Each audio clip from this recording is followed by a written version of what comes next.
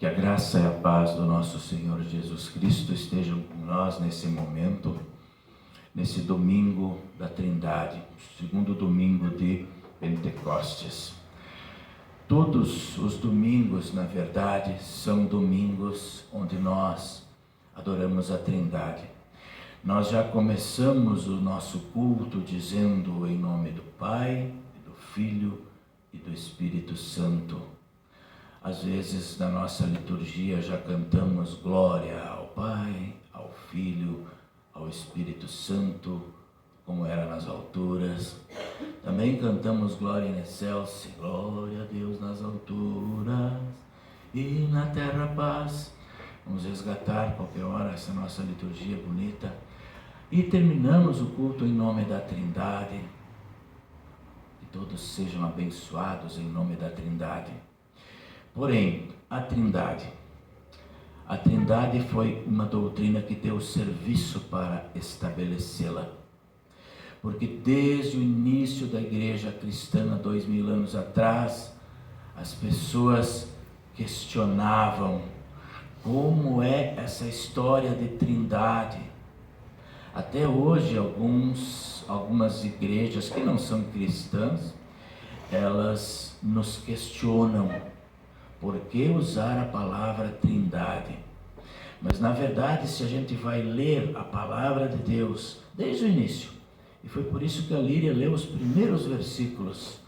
No princípio, criou Deus o céu e a terra, e ele então vê que o Espírito pairava sobre as águas. É Pai, é Espírito. E ele diz, façamos o homem a nossa imagem, façamos nós, é plural. Então ele mostra que tem mais gente com ele. Então é o Pai, o Filho, que pairava sobre as águas. E lá no livro de João diz que o Verbo era Deus e o Verbo estava com Deus, ou a palavra, esse é Jesus. Diversas são as passagens, em que a Trindade vai sendo pregada na palavra de Deus. Só não vê quem não quer. Mas, se nós olharmos os primeiros pais da igreja, se nós olharmos para Abraão veio da Caldeia. A Caldeia era politeísta. O que é isso, pastor? Tinha muitos deuses. Abraão provavelmente tinha altares para deuses da festa, deuses da lua, deuses da produtividade, deus da peste dos animais, o que protege os animais. Era cultura, ele viveu ali. Mas um dia Deus olha para Abraão e se apresenta. Quem és tu, Senhor? Eu sou o único Senhor. É o único. E quem participou na quinta-feira do estudo bíblico, né? Vocês viram lá que o povo de Israel, depois, quando Deus também levanta Moisés, e eles estão para entrar na terra prometida, uma terra maravilhosa, que era maravilhosa, hoje é cheia de conflitos armados, mas não deixa de ser uma terra maravilhosa. O povo deveria honrá-lo, o povo deveria olhar para o passado. Toda vez que o povo no deserto reclamava de alguma coisa, ou o povo reclamava depois, já estando na terra prometida, os líderes diziam, olhem para trás, olhem o que Deus fez por você. Você tem motivo para ficar reclamando? Então, o olhar para trás, olhar para os feitos de Deus.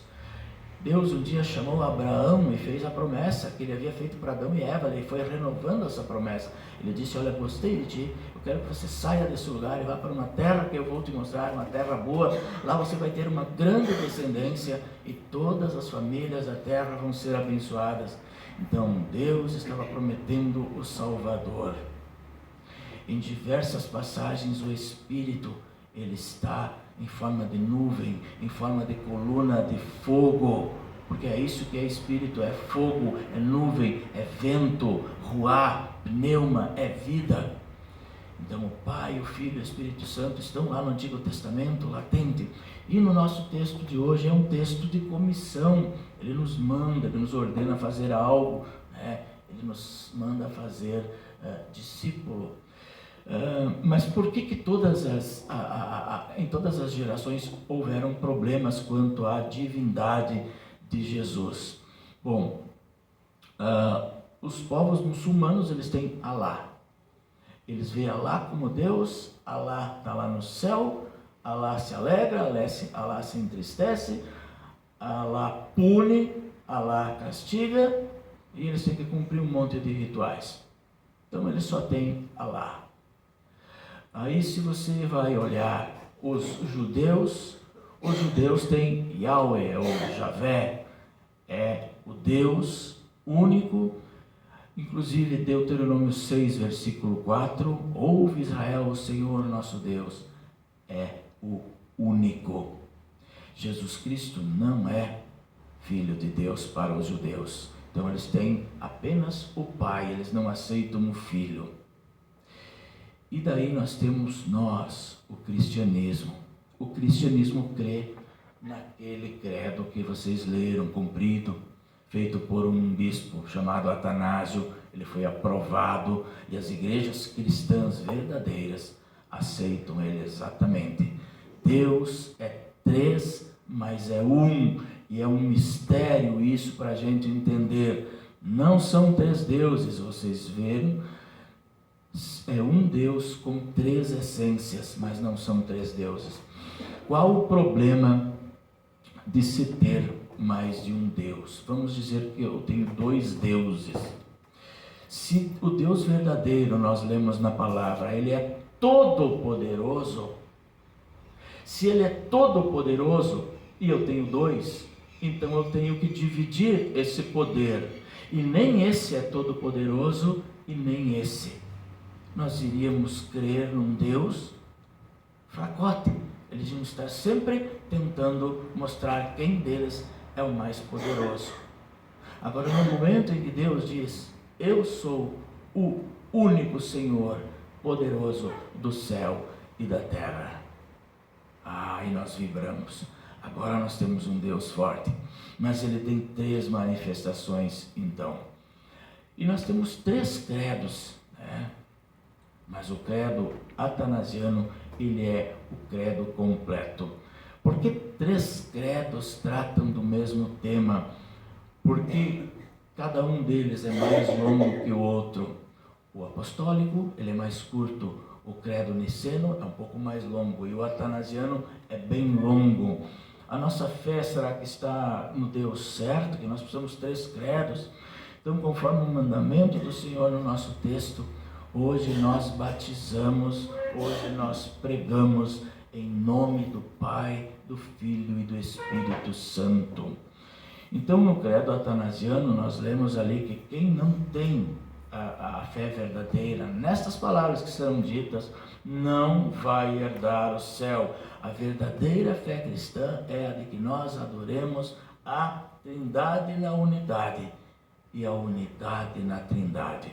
Então os falsos mestres que querem destruir a fé salvadora sempre atacarão, sempre nos atacarão, e atacarão a doutrina da Trindade, mas muitas vezes de forma indireta, de forma sutil.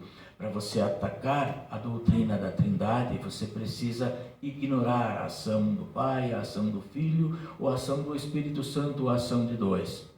Muitos teólogos de 2000 anos atrás disseram, não, essa história de pai e filho é o seguinte, se Jesus mandou chamar pai de pai, ele é pai, ele veio primeiro, e a gente precisa ter um cuidado, porque aqui também no mundo, o nosso pai nasceu primeiro do que nós somos gerados dele, então ele veio primeiro, ele merece mais honra e respeito, ele tem mais poder, por quê? Porque ele veio primeiro. E a gente diz, olha, respeite os mais velhos, vamos respeitar os mais velhos. Não, a Trindade deixou claro isso, que todos eles têm a mesma idade, são iguais, extremamente iguais. Então, na nossa missão de cristãos, o credo atanasiano nos mostra isso. Houveram também na antiguidade bispos, pastores, que estudando a Bíblia disseram assim, não, o que aconteceu foi o seguinte, o Pai já existia, e o Espírito Santo que pairava sobre as águas, E um dia Jesus teve que nascer, o Espírito Santo então veio nesse homem Jesus, fez o que tinha que fazer e lá na cruz já se retirou dele, deixando ele para morrer. Então Jesus fora apenas um homem, um fantoche usado por Deus por um determinado tempo. Não está errado. Jesus subiu ao céu. Para você dizer isso, você tem que ignorar outras partes da Escritura. E a Escritura tem isso, ela deve ser lida em toda a sua totalidade. E nós vimos então que Jesus nasceu de forma humana, veio do Pai para ser o nosso substituto. Então, gente, nós estamos... O que a Trindade nos traz de legal? Pastor, mas eu estou sentado aqui, daqui a pouco eu vou para casa fazer meu chimarrão, alguns vão almoçar ali no Jaciandi. O que isso implica para mim na minha vida diária? Bom, Jesus disse, eu e o Pai somos um, e Ele nos conclama a nós também sermos um com o Pai. Se eu sou um com o Pai, eu sou um com Ele e um com o Espírito Santo. E Deus está conosco pela fé, numa união interessante. Shema Israel, o Senhor, ouve Israel, o Senhor é o único Deus. Na leitura de Gênesis, no capítulo 2, versículo 24, é dito sobre o casamento. Deus trouxe Eva para Adão, os abençoou e eles passaram a ser uma só carne. Uma só, Errad, do hebraico. Quando Jesus diz que nós somos um como o Pai, ele usa a mesma palavra, Errad. Tá, mas ali não são dois, é o homem e a mulher, mas eles passam a ser um. O que Jesus nos conclama é que nós sejamos um com Deus, numa união mística, sobrenatural, difícil de explicar, incompreensível, mas real. Olha o quão profunda é essa nossa união com Deus. Então quem está em Deus, nova criatura é. As coisas velhas se tornaram velhas e Ele olha para as coisas novas. Nós nos tornamos um com Deus. É um mistério. E é difícil nós entendermos a Trindade. Dizem que um padre andava por uma praia e então tinha um menino que fez um buraco na areia e ele tinha um baldinho. Ele enchia de água e despejava no buraco. E ela enchia de novo e despejava no buraco. O padre parou e disse, mas o que você está fazendo aí? Ele, estou botando a água do mar nesse buraco. Mas isso é impossível de fazer, o padre disse. Impossível é crer na Trindade. E você crê? É encher com a água do oceano um buraco. É olhar diante do oceano, aquela infinidade, você parece ver a curvatura da terra. É tanta água, é tanto poder de Deus naquela água. Eu não entendo, mas eu estou vendo, eu estou sentindo. Esta é a Trindade. Então, no Salmo número 2, por exemplo, o Senhor diz sobre o ungido, o Messias, Tu és meu filho, eu hoje te gerei.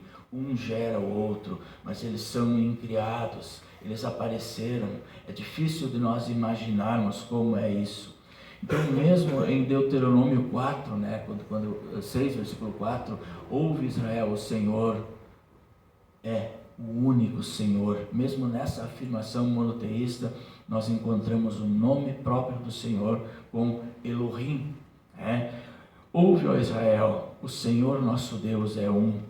E Errad, o Senhor Deus, Elohim, e Errad é o único, traduzida diversas partes na Bíblia, significa uma união mística. E claro, no Novo Testamento há muitos versículos que falam do Pai, Deus, o seu Filho, como Deus e o Espírito Santo. Nós encontramos também a revelação completa no batismo de Jesus. Vocês lembram? O Pai é a voz do céu, o Espírito Santo é uma pomba, e Jesus estava ali pessoalmente. E o pai diz: este é o meu filho amado, que me dá muito prazer. Mas é pai no sentido de que ele não veio primeiro. Eles já existiam antes de todos os tempos. Então, no nosso texto, de forma especial, nós encontramos também hoje, a famosa ordenança de Jesus: vão a todos os povos do mundo, ou como diz a Bíblia antiga, ide a todos os povos do mundo, ou como diz a tradução correta. Sabe como é a tradução correta? É assim: indo, batizem e façam discípulos, ensinando a guardar tudo o que vos tenho ordenado. Nota que ele nem nos dá uma ordem para nós largarmos tudo. Olha que coisa interessante. O original grego, a ordem de Jesus é: olha, indo numa direção, num caminho, batize, façam discípulos e ensinem. Não precisa largar tudo, mas aproveita que você está indo e faça isso. Essa é a nossa missão do dia a dia. Tá? Já que a minha vizinha está em casa, eu sei que ela está com um problema, deixa eu ali bater na porta, sim, entregar para ela um pedaço de nega maluca que eu fiz. Aí está tudo bem contigo? Você sabe que não está bem com ela, mas não queira saber. Talvez ela não queira te contar e não vai te contar. Não é bom se abrir muito com vizinhos. Melhor amizade com o vizinho é cerca. A cerca é o limite que mantém a amizade eterna do vizinho. Mas você se interessar por ela, ela vai se sentir: poxa, estou com um problema, tem alguém que gosta de mim. A maior missão de todas elas: ajudar as pessoas, colocar-se à disposição. Então Martinho Lutero também ele identificou em Mateus, aí no versículo 28, capítulo 28, como um dos fundamentos do batismo, como um mandato de Deus, e é obra de Deus. Nós sabemos que o batismo é obra de Deus. No momento em que eu vou batizar, a água já não é mais simples água, mas é água compreendida no mandamento divino e ligada à palavra de Deus. E qual é essa palavra de Deus? É o que nosso Senhor Jesus Cristo falou no último capítulo de Mateus, quando ele disse: indo em todos os povos do mundo, aproveitem, batizem, falem de Jesus, falem da obra do Pai, levem conforto, levem carinho, levem cuidado. Então já não é mais simples água, mas é uma água que também contém palavra de Deus. Essa união acontece no batismo. Deus é tão especial que Ele envia o Filho, o Espírito Santo faz morada no Filho, Ele morre, ressuscita. Antes de Ele subir, Ele manda o Espírito Santo, o Consolador, que vai nos alegrar. E Ele continua conosco fisicamente. Jesus, aonde? No batismo, e Ele se mostra. E na Santa Ceia, fisicamente, nós vamos nos alimentar do corpo do nosso Deus. Eu já falei que nós somos a única religião que simbolicamente se alimenta do seu Deus. Ele está em nós. Essa é a união mística.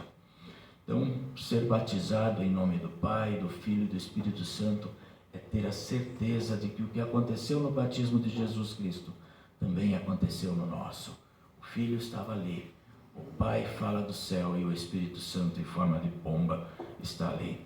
Como todos os três estiveram envolvidos na criação do céu e da terra, todos estavam envolvidos na salvação do mundo. Com o batismo de Jesus começa o ato de salvação. O Pai enviou seu Filho para nascer de uma Virgem Maria, cumprir a lei no nosso lugar, sofrer, morrer na cruz, ressuscitar no terceiro dia e ressuscitar o Pai na sua divindade e na sua humanidade. Então o Pai e o Filho enviaram o Espírito Santo à igreja para a obra da santificação. A nossa fé repousa na obra de toda a pessoa da Trindade. Nisso nós temos paz, a paz que excede todo o entendimento humano. Que ela guarde os nossos corações e mentes hoje em Cristo Jesus. Amém. Nos coloquemos de pé.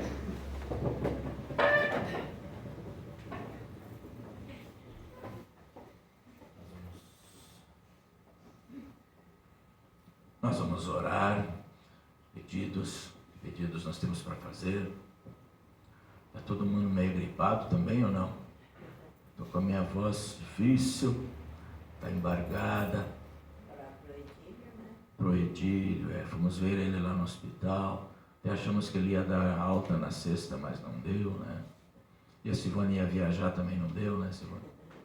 Isso é do menos. Isso é o de menos, Família do Udo também. Como é que tá, Udo? Tá bem? Vamos lá para o almoço depois? Isso, sair, parecer um pouco. Então o Edílio, a família do Udo também, perdeu a mamãe faz 2 semanas agora, né? Quem mais? Já podemos desde agora orar também pelo nosso congresso de servas, que é daqui 2 meses, né? Tivemos reunidos lá ontem, clima bacana, legal, estrutura. Vai ser um momento de encontro muito bom. Estamos vivendo um momento pós-pandemia, onde as pessoas precisam voltar às suas atividades. Ontem lá eu falei que eu escutei uma pessoa dizer que o ser humano sozinho fica louco. Não fiquem sozinhos. Vamos procurar nos inteirar com as outras pessoas, vamos conviver com pessoas. Não pense que o celular, o computador em casa te aproxima das pessoas, que não aproxima. Vamos queimar caloria, vamos para a rua, vamos para o congresso, vamos sair. Então nós vamos orar. Ó Santíssima Trindade, nós te louvamos e enaltecemos a tua glória, porque te revelaste na tua palavra como um só, eterno e verdadeiro Deus, em 3 pessoas, Pai, Filho e Espírito Santo, iguais em majestade, poder e glória. Somos pequenos diante da tua grandeza, e imperfeitos e pecadores, e não merecemos a tua bondade. Mesmo assim, te lembras de nós, ouves nossas orações. Magnífico é o teu nome em toda a terra.